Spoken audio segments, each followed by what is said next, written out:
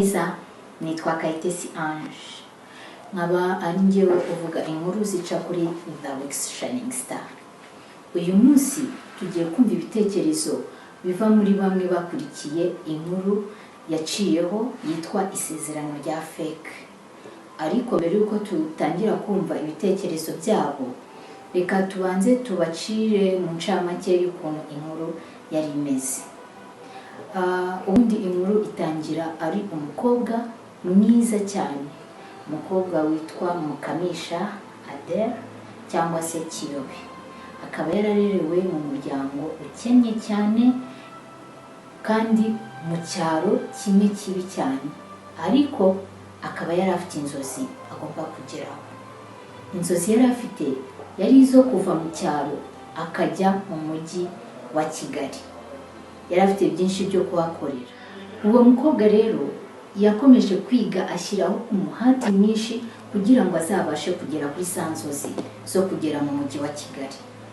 Yari afite umwarimu umwitaho cyane witwa Jacques, akamumenyera buri kimwe cyose, akamwigisha uburyo bwose bushoboka kugira ngo azabashe kugera kuri sanzozi. Ntibyatinze rero, sanzozi yabashije kuzigeraho, abasha kujya kwiga mu mujyi wa Kigali. Ariko mbere yuko ajya kwiga mu mujyi wa Kigali, Jacques yari yaramubwiye ko amukunda ndetse babyemeranyaho, anamuha isezerano ko namara kwiga universite azaza bakabana.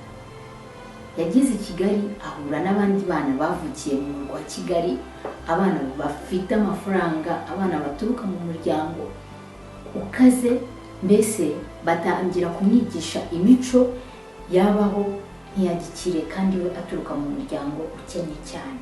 Nyuma rero yageze mu mujyi wa Kigali, n'izo nshuti baramenyana ndetse babana no mu cyumba kimwe, ariko nyine batangira kumwigisha imico y'abanyakigali, uburyo bitwara, bakazajya basohoka ngaho za Dubai, atangira kumenya kugendera mu ndege, mbese ubuzima burahinduka. Icyaje gukurikiraho rero ni uko Mukamisha wa wundi wo mu cyaro, wa wundi wa muturage, yibagiwe icyaro, yibagirwa famiye ye, yibagirwa umubyeyi we, yibagirwa burumuna bwe, byose abisiga mu cyaro, atangira kuba umukobwa w'umunyamujyi. Ariko mu nshuti ze zamugiraga inama ko atagomba kwibagirwa umuco yakuye iwabo, agakomeza kwiyubaka uko bikwiye. Yaje kuhakubitanira rero n'umusore witwa Mikaya cyangwa se Michel. Umukobwa akunda uwo musore pe, ndetse bigera aho ngaho. Ibyakurikiyeho rero, ubwo bari Dubai, uwo musore witwa Mikaya yaje gutera inda uwo mukobwa witwa Adele, wa wundi wo munyacyaro umwe wasirimutse. Aza kumutera inda, arangije anamutera n'indwara idakira, cyorezo. Nyuma umukobwa arahangayika, atangira kwiheba. Baragarutse mu Rwanda, ubuzima buranga, ariko umusore kuko nta ruhare na rumwe yigize abigiramo bwo kuba yamwanduza, yakomeje kumufasha, akajya amumenyera buri kimwe cyose. Ariko umukobwa kuko yari yarihebye, we akaba ashaka kwanduza abandi benshi cyane ngo yihorere. Byaje kurangira ari uko uwo Mikayeli amusabye imbabazi. Icyaje kubaho ni uko Mikayeli yatwaye wa mwana, ndetse yari mariye n'undi mukobwa uwo bakundanye kuva kera, ari nawe wamwanduje. Twibuke mu nkuru ko Mikayeli yari umuganga, akanduzwa n'umurwayi, bitunguranye bikarangira bakundanye. Ubwo rero umwana yaramutwaye aho ngaho mu mahanga, aramurera, ariko nyuma umufasha we aza kwitaba Imana, agaruka mu Rwanda. Mu kugaruka mu Rwanda nibwo yagiriye inama Adele uburyo yakwitwara, uburyo yakwifata, mbese ubuzima bwahinduka. Ahamagara famiye ye, anahamagara famiye ya Adele, dore ko bataherukanaga, bose birangira abunze ndetse babaye umwe nk'uko byari bisanzwe. Adele nawe byarangiye yicujije. Reka rero nyuma yo kumva ino ncamake y'inkuru, dukurikire ibitekerezo bivuye muri bagenzi bacu ndetse baduha inama zitandukanye. Nitwa Inganji, ndi umuhanzi w'umunyarwanda uririmba injyana za reggae, nkarimba ikinimba cy'iwacu, nkaba umukomediye, ubwo no gukina filime muri rusange. muri rusange mba mu gisata cy'ubuhanzi, harimo kwandika amakinamico, harimo no kuyakina, ubuhanzi nk'ubwo ngubwo. Maze kureba iki gice cy'inkuru ya Mukamisha Adera, umukobwa rwose ari umukobwa mwiza w'umutima mwiza wakuranye imico myiza, ariko noneho umukobwa aza guhinduka anahemukira n'umwarimu wamufashe muri byinshi. Ikino nkuru mbona ikwiye kutwigisha tukanareberaho. Reka duhere ku babyeyi. Icyo nababwira ni uko umwana iyo avuye mu biganza byawe nta mwana ukura, niyo yashinga urugo aba akeneye gukomeza kwitabwaho. Nakuvuga ngo yafashe inshingano, ngo yarakuze, ngo yarangije amashuri yisumbuye, ngo wumve ko ari umuntu wakuze. Ni ukuvuga nk'iyo umwana wawe avuye mu burere wamuhaga bwo mu rugo, gutaha mu rugo umenya ataha gihe ki, akunda iki, akora iki, ukwiye kumenya niba aragiye kwibana, ese yahinduye imico, abaho ate, ugasura aho aba. Ntuzategereze ngo ntuye wenda mu ntara cyangwa ntuye mu cyaro, ntegereje ko umwana ngo azaza akambwira ati tubaho gutya. Nawe ukwiye kugenda ukavuga uti abana n'abandi yitwara gute, kugira ngo bwa burere wamutangije kuva mu bwana butoya buzakomeze, azarinde wenda ava mu buzima bw'urubyiruko ndetse n'ubusore, ajya gushaka na bwa burere nanu nakibufite. Buretse ko niyo umuntu yamara gushaka aba akwiye gukomeza kwitabwaho, ababyeyi bakamuba hafi, kuko nta mwana ukura ku babyeyi. Nicyo navuga ko nta umwana uko byagenda kose ku babyeyi ahora ari umwana, kandi ahora mu biganza, kandi ahora bakeneye. Noneho reka ngere noneho ku bana ubwabo.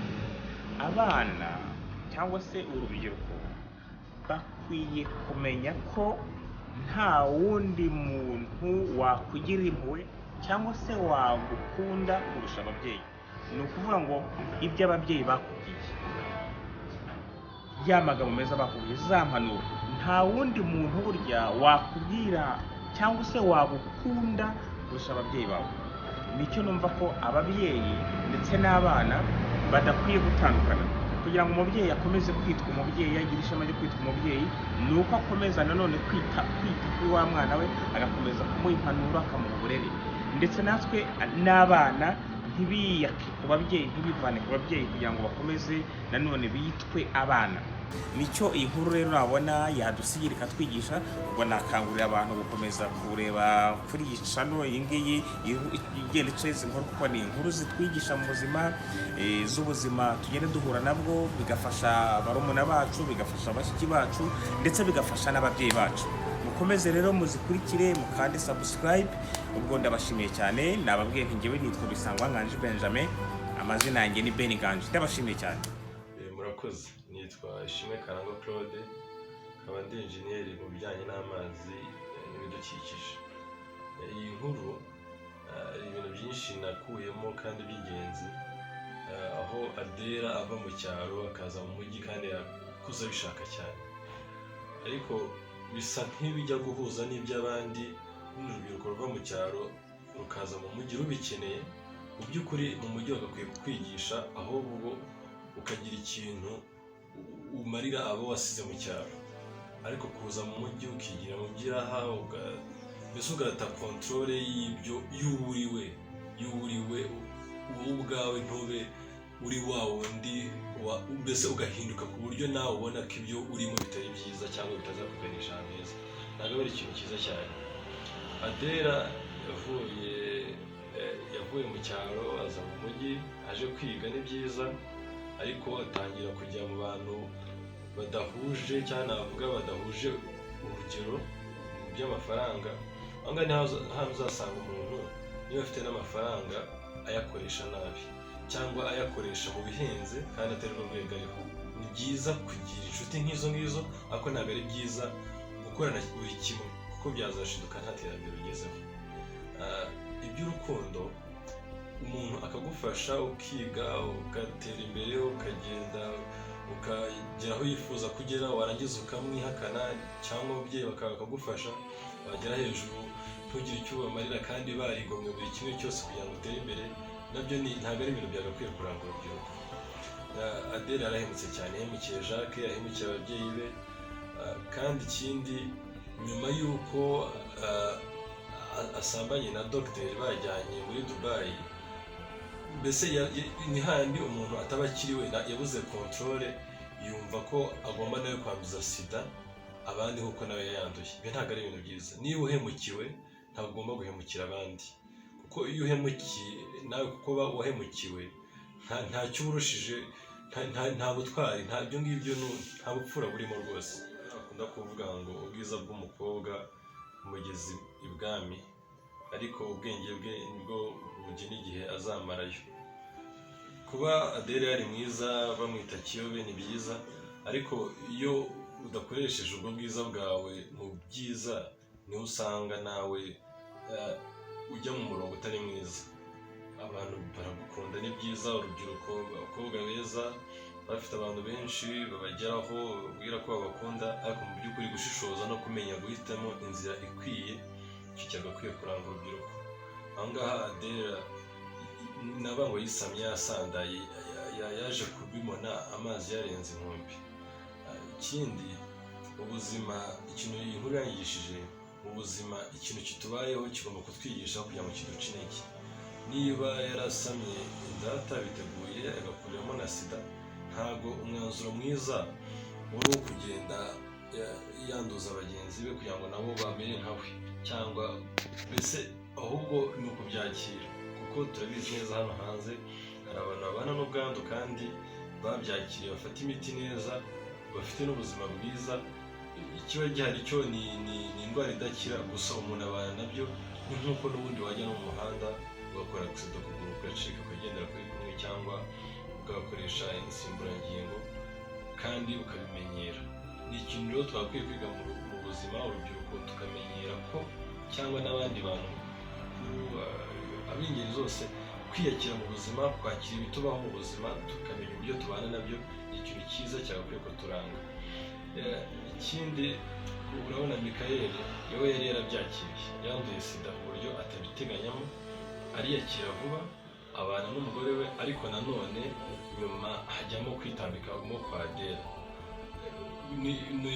Nicyo wakora cyo kwizerana, cyangwa cyo kudahemukirana nk'abashakanye, ku buryo ibintu byo gucana inyuma ntabwo ari byiza.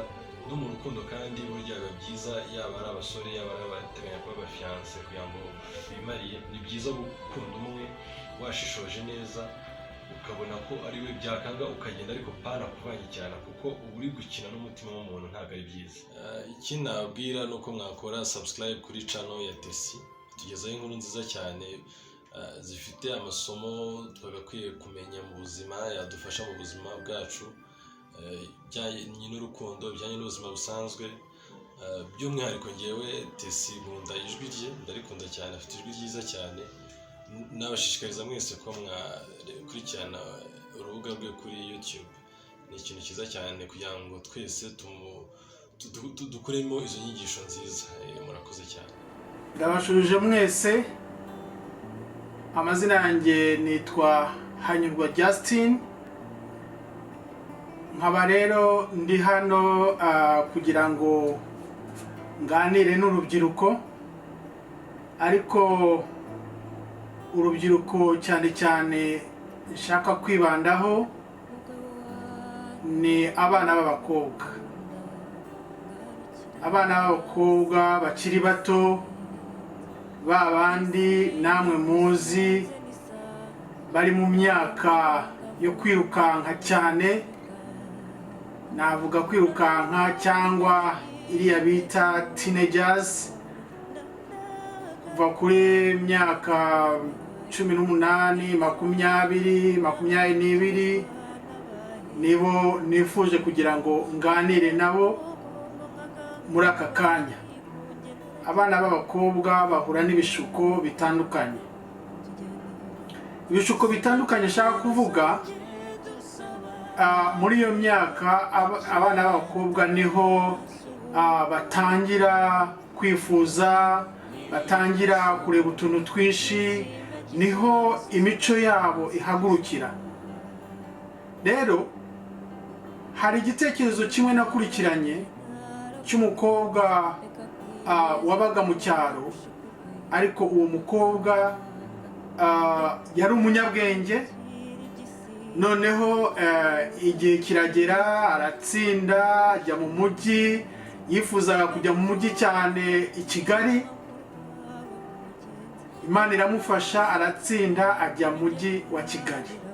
Agezeyo kuko yari muto, aho kugira ngo akurikirane ibyamuzanye kwiga, ahubwo yashutswe n'isi.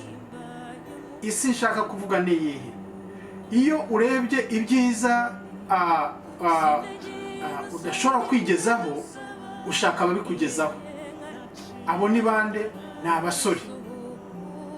Abasore rero uko bateye, iyo afite ubushobozi ashobora kubuguha, ariko akakwereka ko anagukunda. Ariko ndashaka kubabwira abakobwa ko mu gihe uzaba urarikiye iby'isi, uzajye ugira ubwenge, kuko iyo umusore arangije kukumenya, mu by'ukuri biba birangiye. Ni hahandi usanga umukobwa uhuye n'ibibazo utarabiteguye kubera kurarikira iby'isi. Ugasanga umukobwa ukiri muto, imyaka 18, imyaka 17, imyaka 16, ndetse n'aba 15 muri iyi minsi batwara amata. Kubera iki? Kubera yuko bararikiye iby'isi, bashutswe n'ibyo babona, ntibarebe imbere yabo. Iyo umusore muzabibone akenshi, ubwo ndabwira abakobwa, mwebwe abakobwa, iyo umaze gutwara inda bikugendekera gute? Ese abo wabonye byabagendekeye gute? Abenshi barabihakana, abenshi ntibamenya n'uwayimuteye. Kubera iki? Ajya hirya no hino. Hari n'abandi akakubeshya ati muhinduye girlfriend, ugasanga ntabwo ari girlfriend, ahubwo ni kukubeshya kugira ngo agire icyo ageraho. Uwo mukobwa Ange yatweretse, yaduhayeho urugero, byageze igihe atwara inda atarabiteguye. Umukobwa bura ahajya, yari yaravuye mu cyaro, yaraje ku ishuri, akazajya asohoka hirya no hino mu tubari dutandukanye. Icyamuviriyemo yatwaye inda, yasubiye iwabo mu cyaro. Umusore ntiyamenye n'aho yaciye. Rero nkabasoza mburira abakobwa, nyamuneka muzajye mugira ubwenge, muzajye mumenya uko mwitwara. Niba ugejeje igihe cyo gukundana, ukundane, ariko ukundane mu bwenge. Niba utari wakigeza, tegereza, iga, kuko niwiga uzakundwa na benshi kandi bagufitiye akamaro. Rero ntiwihutire kujya mu bintu by'inkundo kandi ugifite igihe. Nuramuka unarugiyemo, uzajya ugira ubwenge, umenye uyu arankunda cyangwa hari icyo ashakaho. Muri makeya nshatse kugira ngo ubutumwa bugere cyane cyane ku bakobwa bakiri bato, bamenye uko bitwara, kandi muzajye mukurikirana inyigisho Ange atanga. Biriya biganiro atanga bifite akamaro. Iyo bikurikiranye neza, usanga hari icyo wungutse, usanga hari icyo wizemo. Imana ibafashe, Imana izajya ibayobora uko muyisabye, ibayobore neza nk'uko mubishaka. Muraho neza, nitwa James Mbabare Nsenge, nkaba ndi audio producer, nkora ibintu bijyanye na sound engineering muri studio. Nanjye ndi umukunzi wa Wix Shining Star mu biganiro. By'umwihariko nakunze ikiganiro inkuru yanyuzeho yitwa Isezerano rya Fake. Yaranyuze cyane nkatwe nk'urubyiruko, cyane cyane abasore, bigaragara ko natwe dushobora kugwa mu mutego w'ibintu tutazi bitewe n'uko twitwara. Niba mwarakurikiranye neza uko Adele byamugendekeye ndetse n'uko Michelle byamugendekeye, muri bo bose baje kwisanga nta n'umwe usigaye aheza bitewe n'uko byarangiye nabi. Iriya nkuru ni inkuru iri mu mutima ku muntu ushobora gushaka gukuramo icyigisho. Mu by'ukuri Adele yashutswe n'abana yasanze i Kigali, kuko we yari yaragize intego yo kuzajya kwiga i Kigali akigana n'abandi bana, ariko ageze i Kigali yasanze abana bakiri, imyambarire irahinduka, imigendere irahinduka, ibikorwa bye byose birahinduka, nuko atangira kujya hanze muri Dubai nk'uko twabibonye muri iriya nkuru. Ariko mu by'ukuri ikintu kibabaje ni kimwe, nuko yibagiwe uwo yari yarakunze, isezerano yari yarasezeranye riratakara. Ikindi kintu kibabaje nuko yahemukiye uwari ubaye umukunzi we cyangwa se ubaye inshuti ye Michelle. Mu by'ukuri twebwe nk'abasore natwe nk'urubyiruko hari bikwiye guhinduka kuri twebwe. Natwe dushobora guhura n'ibigeragezo ndetse tunahura nabyo umunsi ku wundi, tutavuga ngo ni abakobwa bahura nabyo gusa, ahubwo natwe umunsi ku wundi duhura nabyo. Niyo mpamvu nk'inama nagira abasore bagenzi banjye ni ukugenda gakeya kandi tugatuza tukareba, tukagira amahitamo, kuko ibyo duhura nabyo buri munsi ni ibintu biba bikomeye cyane, tudashobora kumenya ngo bizahera gute. Ariko inama z'ababyeyi ndetse n'inama nizo tuba dukuye hano muri kino kiganiro kuri iyi channel ya Wex Shining Star, biba bitwigisha kugira ngo tuzagire ejo heza. Niyo mpamvu mbasabye kugira ngo buri wese wumvishije iyi nkuru ya Adele imutere kwisubiramo, arebe intambwe zanjye ziri kwerekeza hehe twebwe nk'abasore, kuko isaha n'isaha natwe twazisanga habe nka Michelle, nta ruhare tubifitemo, ari uko twatezwe umutego cyangwa se akari natwe duteza ibyo bibazo. Ndabashimiye, nongera kubasaba gukomeza gukurikirana ibindi biganiro byose bizanyura kuri iyi channel ya Wex Shining Star.